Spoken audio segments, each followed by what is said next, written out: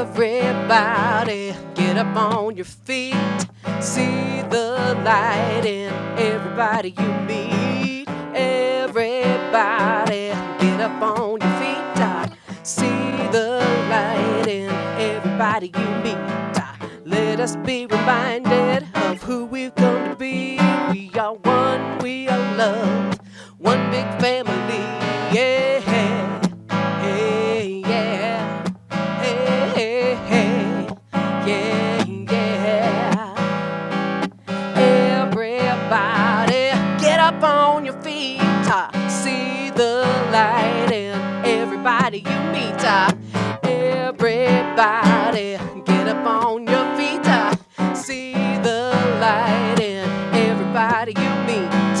Let us be reminded of who we've come to be. We are one, we are love, one big family. Yeah, hey, yeah, hey, hey, yeah.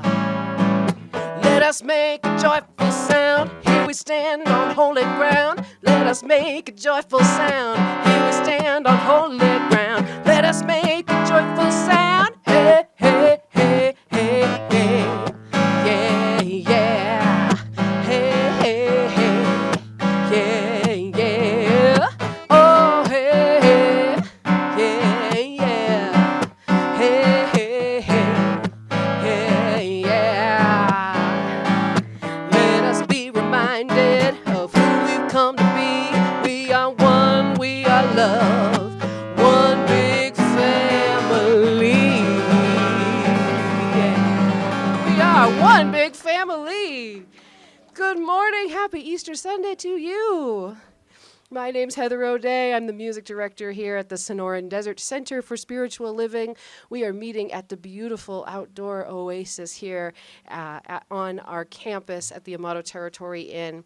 And without further ado, I want to invite our new trustee, Kathy Graves, to do the announcements today. Give her a big hand. All right. So good morning. My name is Kathy Graves. Yeah, it's so nice to be here. Colin, we have so many people here that it's great to see you all. It really, really is. So on behalf of Reverend Donna Maurer and the Board of Trustees, I'm privileged to welcome you to the Sonoran Desert Center for Spiritual Living. Whoever you are and wherever you are on your spiritual path, you are truly welcome here. Here you will be validated, supported, and encouraged to be all that you are meant to be. Our vision statement is love in action, every day, in every way. We express this love by learning and living the principles of the science of mind. You'll find our Declaration of Principles at the back of your program. Please join me now in reading them.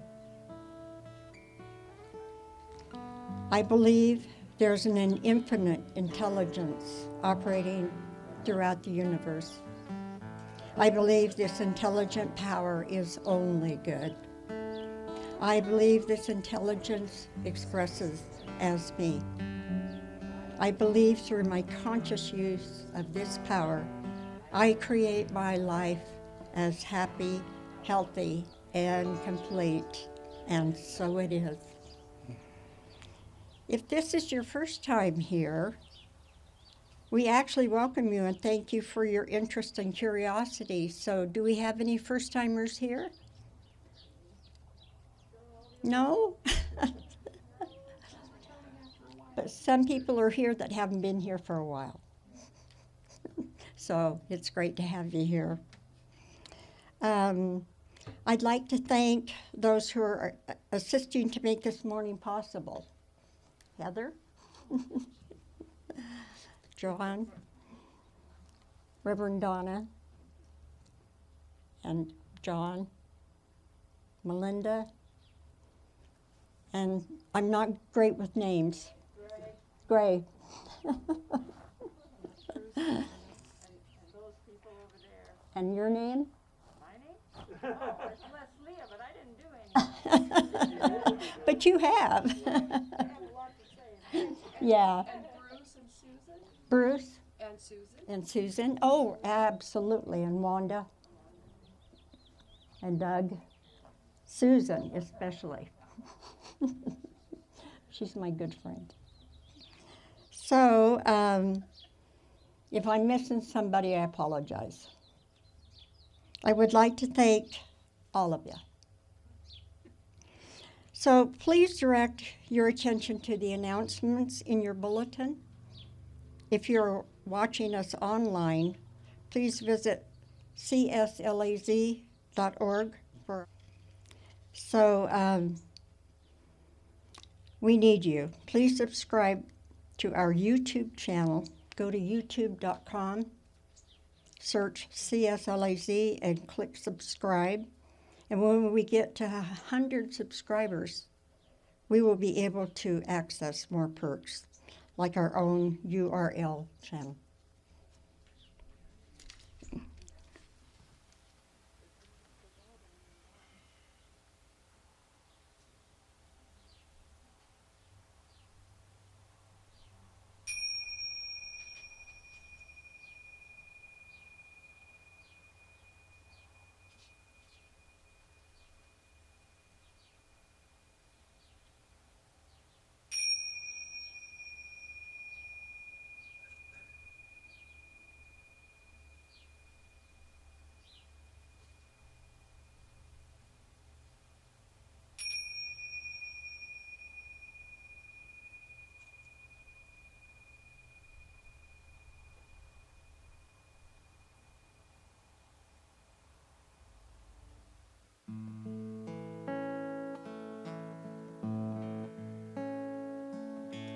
Namaste, namaste.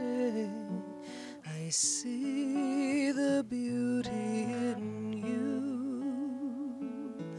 Namaste, namaste. I see the beauty in you.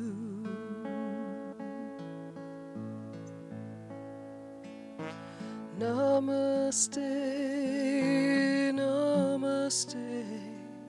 I see the beauty in you.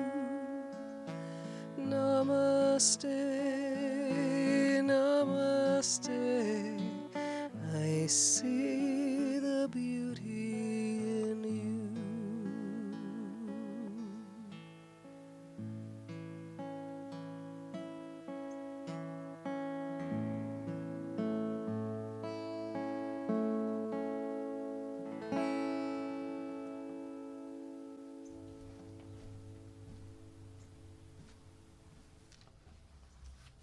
Good morning. I love all the hats and the flowers. So beautiful. So wonderful to see everyone here. Remember, I'm from Alaska, so I'm pretty hot right now. So let's just settle in for our invocation. Let us settle into the oneness.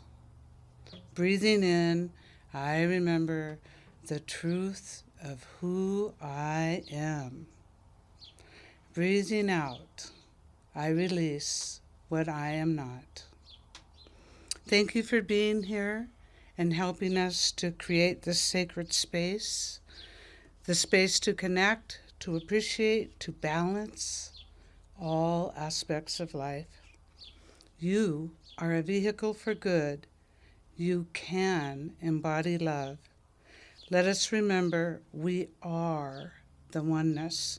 We are blessed today to hear two spiritual messages, one from Reverend Donna's husband, John, and one from Reverend Donna. Thank you, everyone, for being here and for all you do, for sharing your love in this sacred space. Hallelujah. I'm very excited about my message today. I think it's appropriate considering what the day is. This message is directly from Jesus. It's New Teachings from Jesus in a book by Gina Lake. The title of it is In This World, but Not of It. What I have come to teach is that you can embody love as I did. You can become Christ within this human life and learn to embody all that is good within you. I came to show you the beauty of your own soul and what is possible as a human. I came to show you that it's possible to be both human and divine, to be love incarnate. You are equally both. You walk with one foot in the world of form and another in the formless. The consciousness that is within me is also within you. You are the sun as equally as I am. You are the I am. You and I are one. You and everyone else is one. Many are ready for the Christ within to come forward and manifest in the world more fully. The birthing of this Christ, of Christ consciousness, is the true second coming. Christ consciousness, as I am using it, points to the divinity within everyone and the potential for that divinity to become a living reality, to become what lives you. I was an example of that possibility in my lifetime 2,000 years ago. When Christ consciousness shines through the human self doesn't become perfect, but it can become a vehicle for good, at least temporarily, rather than something that serves the ego and drives an agenda. For Christ consciousness to shine through you, your imperfections do not have to disappear. They simply need to be accepted. This doesn't mean indulging them, however. It means having compassion for them. By showering your imperfections with compassion, you become aligned with your divine self. Then those imperfections disappear for the time being. Many imagine that in the world, but not of it, means transcending the world and the ego and no longer being touched by difficulties of the human condition. That's not what it means. Rather, being in the world, but not of it, means that you fully embrace the world of form and embrace being human while knowing you are beyond all forms. To do this, you have to first love the world, including your humanness. You have to do the opposite of what the ego does, which is reject the world. The ego rejects the world because it misperceives the world. When you stop seeing the world through the ego's eyes, you will love the world and know it as the magnificent creation and the gift that it is. Then the perfection of your divine self can shine through your human self. You will be in the world, but not of the world. Namaste.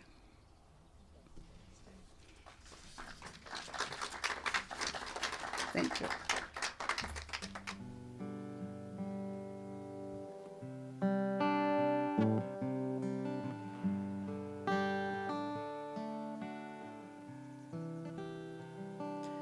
We are one. We are one. We're you, you are me. We are one. And in that unity we will live in harmony, and peace has come, for we are one.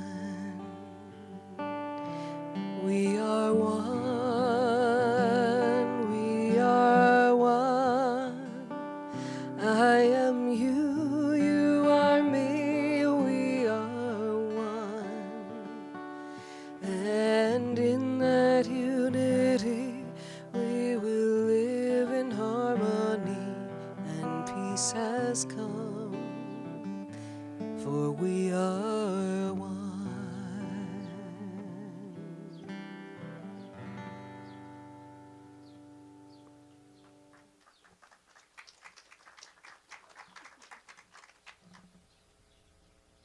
Good morning. Before I begin my talk, to those of you that are watching us online, you don't need to adjust your sound. I have an angry frog in my throat, and he won't leave. So you just have to sit back and recognize that. My topic for this morning is a life well lived. I think there's a television program that features this, and I thought that might be a good topic for Easter Sunday. From what I know about Jesus, I believe that his life was well lived. Well lived because his ministry was focused on love and self-givingness. It was more than a single event, but instead multiple events that demonstrated his compassion and gentleness and love in service to all, regardless of their faith or position in the community. Jesus taught by storytelling. We call them parables, but they are stories that touch us and cause us to think. Perhaps the most well-known parable is that of the Good Samaritan. And I want to use that story as an example of Jesus' keen sense of that selfless love. A certain man went down from Jerusalem to Jericho and was attacked by thieves, who wounded the man, stripped him of his clothes, and departed, leaving the man for dead at the side of the road. A priest came along by the side of the man, but passed without stopping to assist him. Likewise, a Levite, a lower priest, passed by but did not assist. But a Samaritan who was traveling on the road where the man was, and when he saw him, he took pity on him, and he poured oil on his wounds, and he bandaged him. He put the man on his own donkey, brought him to an inn, and took care of him. The next day he paid the innkeeper and asked that he look after the man, telling the innkeeper, "When I return, I will reimburse you for any extra expenses you may have." Then Jesus asked, "Which of these three do you think was a neighbor to the man who fell into the hands of the robbers?" The expert in the law replied, "The man who had mercy on him." And Jesus told him, "Go and do likewise." Jews at that time considered Samaritans a lowly half-breed. So to them, Samaritan was the most unlikely person to help this man lying by the roadside. Son here. Who was most probably also a Jew as well. Yet he did stop to help, demonstrating that a neighbor is one who acts with compassion rather than a person living near you. The Samaritan's compassion was further demonstrated as he treated the man's injuries, but transported him not to an inn where he could recover, paying the host in advance and promising to return and pay any additional costs incurred. I wonder if the priest and the Levite that left the man by the side of the road had misgivings or guilt over their behavior. Because the Samaritan left the scene with a clean heart, knowing he had done all he could for the beaten man, I feel he probably lived his life that way, and he was much more connected than the Levite or the priest. The story of the Good Samaritan makes us think, not only about who is our neighbor, but about our own past. Where have we been the Good Samaritan? What have we done in service to others which would support a life well lived? Looking back over our careers, can we find where we provided beneficial service to our communities and to the world? Perhaps we encouraged an employee having a tough time. Perhaps we were part of a team that made that built something life-enhancing for the world, like a new car part that made transportation safer. We might not have realized at that time, but at some level we were the Good Samaritan. So many of us are using retirement years to benefit others. I know that our people here who volunteer at the food bank, at the White Elephant, the Animal League, and the Paws Patrol. And for our own members and friends, the Good Samaritan is alive and well in those who set up for our Sunday services and make us feel welcome in those who facilitate our spiritual circle, and those who come and share their stories in the small group, and by Melinda, who is now bringing food and providing assistance to some of our members who need help, along with the other practitioners. I'm so grateful for the practitioners and others who have continued to provide prayer and assistance to our members in need. To our members who participate in various virtual spiritual groups, such as the Men's Breakfast, which incidentally, that's really very deep. It's a terrific for you men to take advantage of that. Coffee with the Rev and our classes. I believe that in service and participation, we fully embody the God within us all. Thankfully, our spiritual calling speaks to us about the power we have to do good that not only transforms our lives, but lifts others as we give our time in love. As we practice science of mind philosophy, we know we are a part of that which created us, God or Spirit. We use this power in our prayers and for treatment of ourselves and others. We give service to others without restriction as to faith, gender, race, color, or nationality. In other words, we know that we are all connected, and when we serve a single person, we are serving the one who created us all. I would encourage all of us to look for those events in our past and present where we were and are the Good Samaritan, and to reflect on those experiences as part of what makes our life a life well lived. Happy Easter to you all, and may God bless you and your families, and namaste.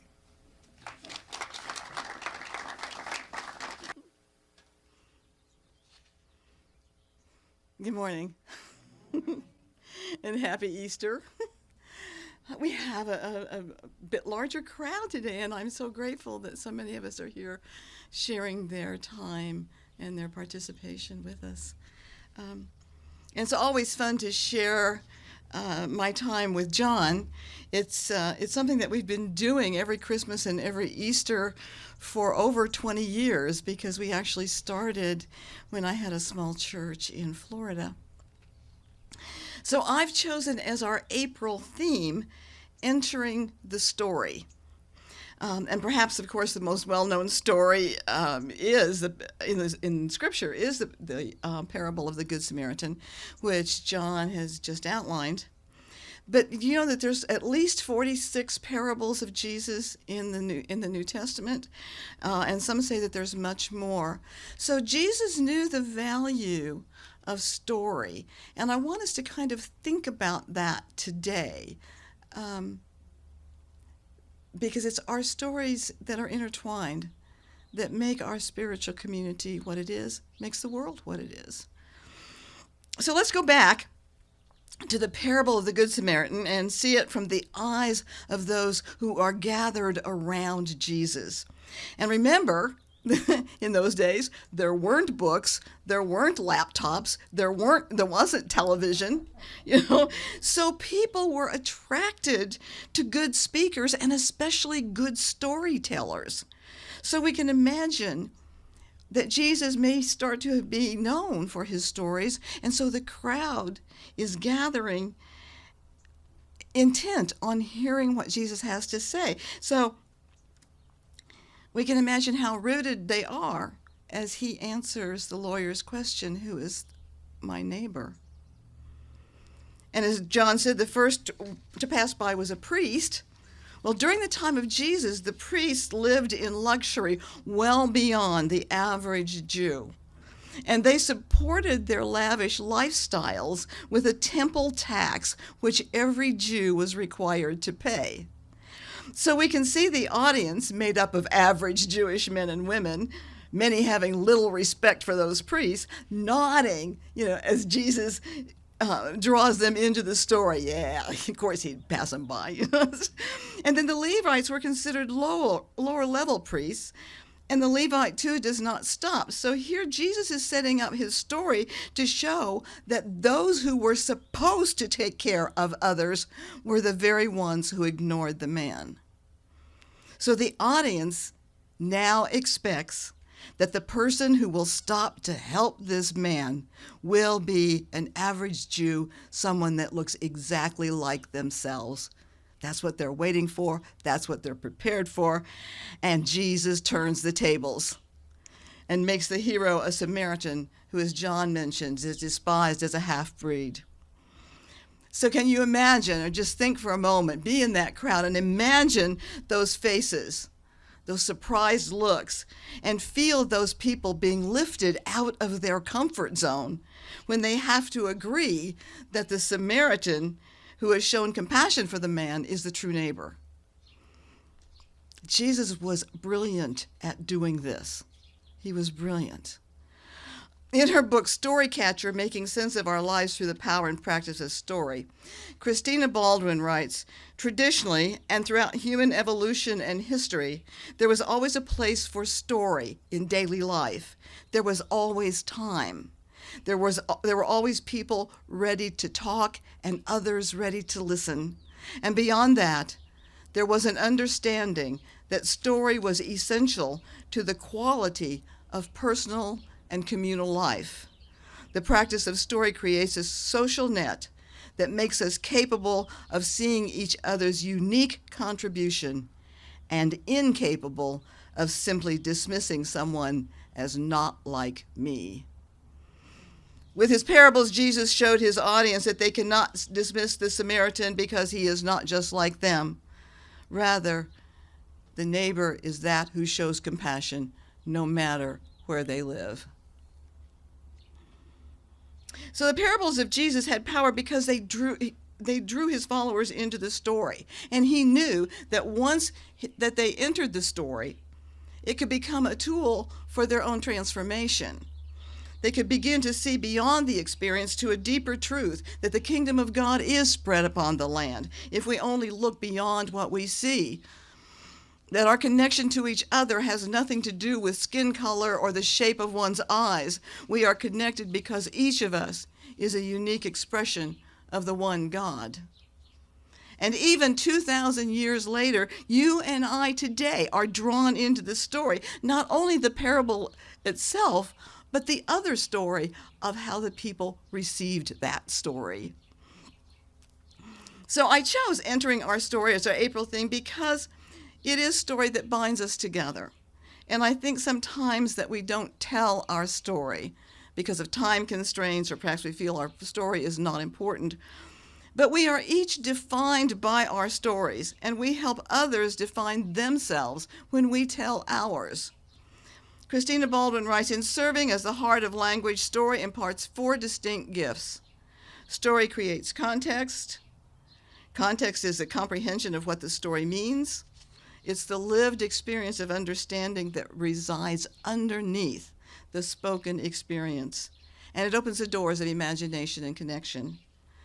And number 2, context then highlights relationship.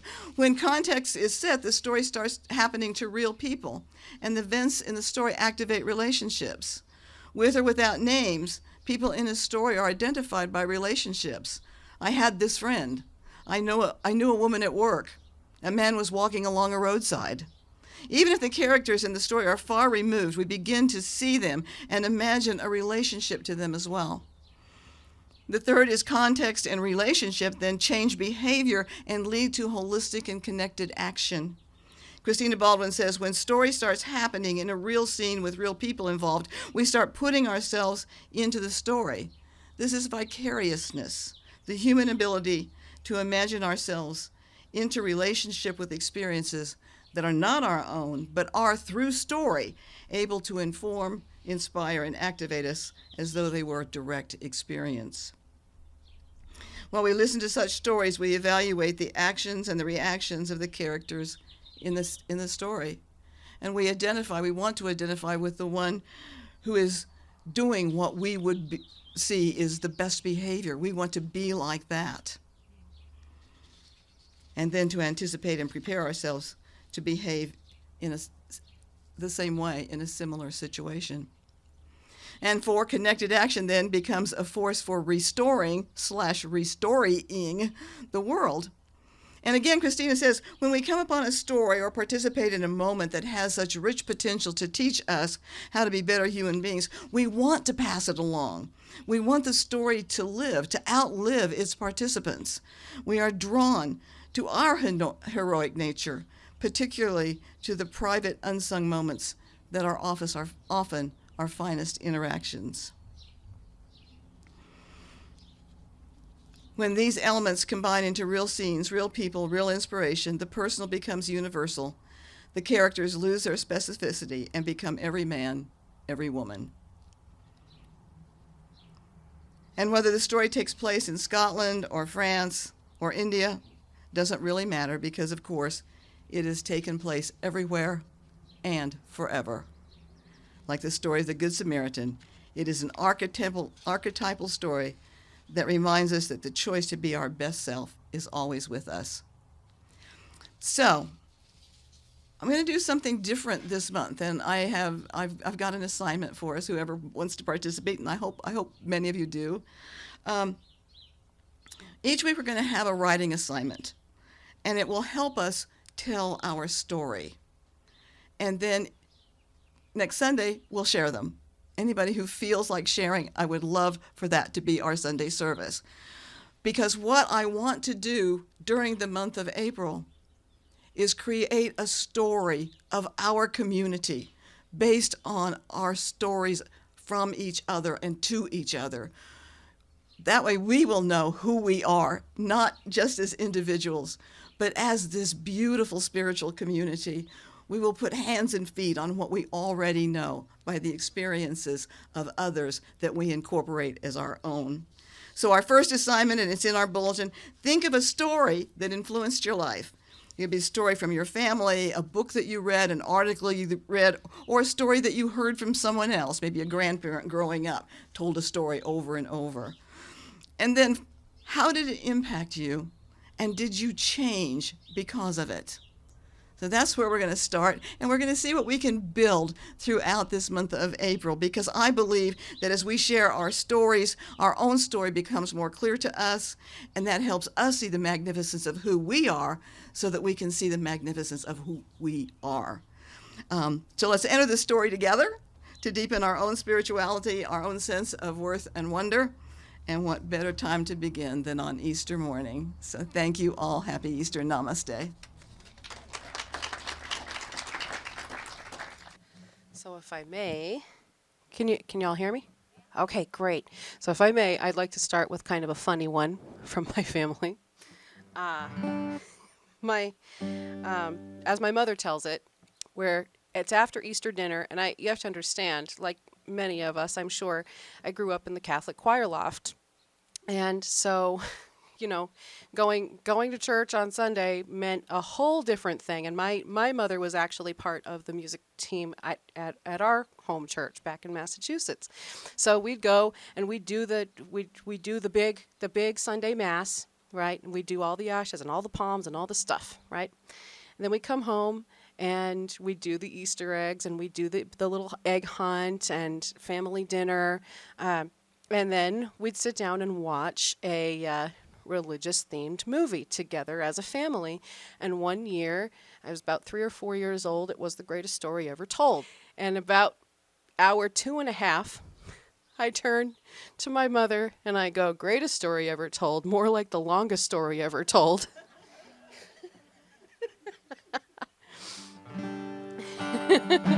So with that, I'd like to share with you a different kind of birthday. This song that I'd like to sing for you is the first song that I ever wrote for the science of mind, and the first song I ever wrote, period, in 2017. It's called A Song for Easter. Spirit is working within me to vibrate good in this land. But if I wait to jump in the circle, the cards will all stay in my hand. So I listen and I read and I study about how to do it all just right. Gotta make sure I'm convenient and move my way in the spotlight. But if I stay quiet, then what will get done? Not speaking up doesn't help anyone. This is my rebirth. This is the joy in learning my place on the earth. This is the time, if not now, then when? You can't have a journey if you don't begin.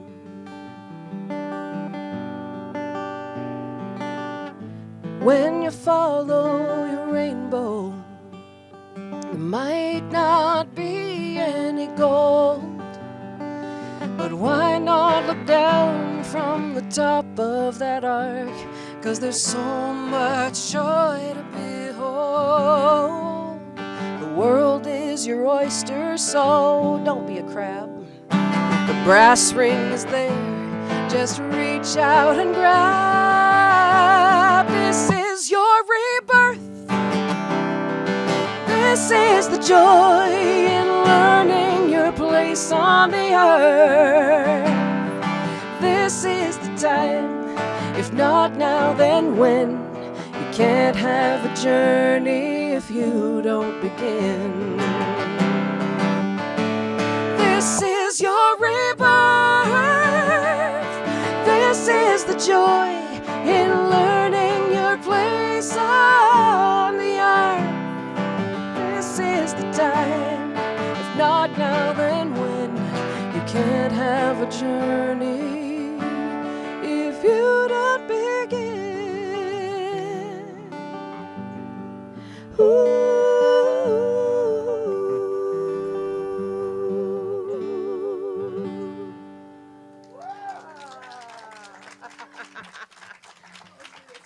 Happy Easter, everyone. And for those of you who are watching out there on YouTube, again, this is your chance to help us help others through your donations and gifts.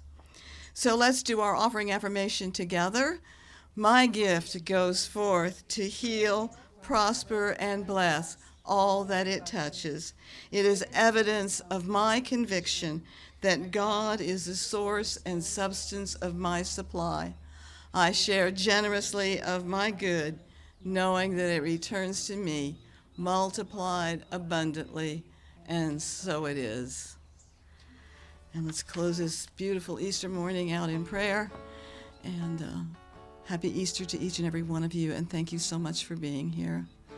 So I know right now that there is one mind, one heart, one love, one life. That is the life, love, heart of God. And I know that this beautiful God self shows up in each and every one of us as we look at each other, knowing that the God in me is greeting the God in you.